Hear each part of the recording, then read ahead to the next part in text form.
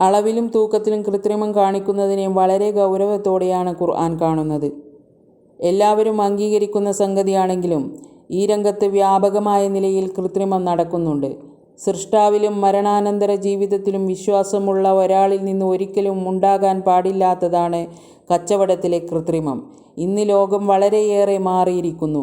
കൃത്രിമം എത്രത്തോളം നടത്തി ഉപഭോക്താവിനെ എങ്ങനെയൊക്കെ വഞ്ചിക്കാമെന്നാണ് ആധുനിക കച്ചവട മേഖല ശ്രദ്ധിക്കുന്നത്. തൂക്കത്തിലും അളവിലും കൃത്രിമവും അന്യായവും കാണിക്കുന്ന ചൂഷകന്മാർ കടുത്ത ശിക്ഷയ്ക്ക് അർഹരാണ്. കൊടുക്കുമ്പോഴും വാങ്ങുമ്പോഴും ജാഗ്രതയോടെ നീതി പാലിക്കണം. ഉമർ റളിയല്ലാഹു അൻഹു പറയുന്നു, നബി സല്ലല്ലാഹു അലൈഹി വസല്ലമ ഞങ്ങളുടെ അടുക്കലേക്ക് കടന്നു വന്നു.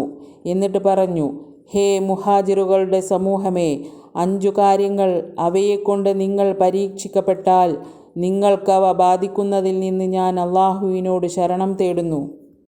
വ്യഭിചാരം ഒരു സമൂഹത്തിൽ വ്യാപകമാവുകയും അതവർ പരസ്യമാക്കുകയും ചെയ്താൽ അവരിൽ മുൻ സമൂഹങ്ങളിൽ കാണപ്പെടാത്ത പ്ലേഗും മറ്റു പകർച്ചവ്യാധികളും പടരുകയും ചെയ്യും. അവർ തൂക്കത്തിലും അളവിലും കൃത്രിമം കാട്ടിയാൽ വരൾച്ചയും ഉയർന്ന ജീവിത ചിലവുകളും ഭരണാധികാരികളുടെ അതിക്രമവും അവരെ ബാധിക്കുകയും ചെയ്യും. തങ്ങളുടെ സമ്പത്തിൻ്റെ സക്കാത്ത് അവർ തടഞ്ഞാൽ ആകാശത്ത് നിന്ന് മഴ അവർക്ക് തടയപ്പെടും. കന്നുകാലികൾ ഇല്ലായിരുന്നുവെങ്കിൽ മഴ പെയ്യില്ലായിരുന്നു. അള്ളാഹുവിൻ്റെ കരാറും അവൻ്റെ റസൂലിൻ്റെ കരാറും അവർ ലംഘിച്ചാൽ അവർക്ക് പുറമേ നിന്നുള്ള ശത്രുക്കൾക്ക് അള്ളാഹു അവരെ മേൽ അധികാരം നൽകും. അങ്ങനെ ശത്രുക്കൾ മുസ്ലിമീങ്ങളുടെ കൈകളിലുള്ള ചിലത് തട്ടിയെടുക്കും. അവരിലെ നേതാക്കന്മാർ അള്ളാഹുവിൻ്റെ ഗ്രന്ഥം കൊണ്ട് വിധിക്കാതിരിക്കുകയും അക്കാര്യത്തിൽ തന്നിഷ്ടം സ്വീകരിക്കുകയും ചെയ്താൽ അള്ളാഹു അവർക്കിടയിൽ പരസ്പരം തമ്മിലടിപ്പിക്കുകയും ചെയ്യും.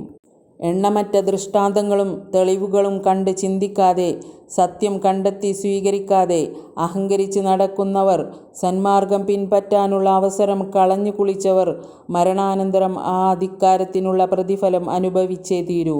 നമ്മളെ എല്ലാവരെയും സന്മാർഗത്തിലാക്കി അനുഗ്രഹിക്കട്ടെ. അസ്സലാമു അലൈക്കും.